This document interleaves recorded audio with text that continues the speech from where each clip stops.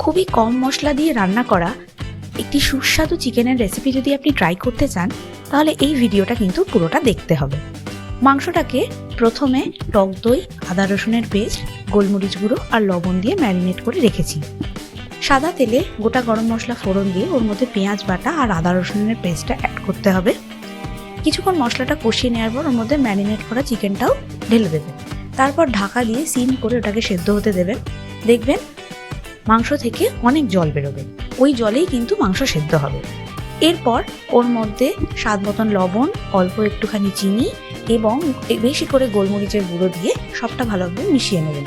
নামানোর সময় একটু কাজু পেস্ট অ্যাড করবেন আর একটু ধনেপাতা কুচি ছিটিয়ে দেবেন। তাহলে কিন্তু এই ডিলিশিয়াস চিকেনের রেসিপিটা রেডি হয়ে যাবে। এটা ভাত, রুটি, নান, পরোটা যে কোনো কিছুর সাথে আপনারা ট্রাই করতে পারেন, খেতে কিন্তু খুব ভালো লাগে।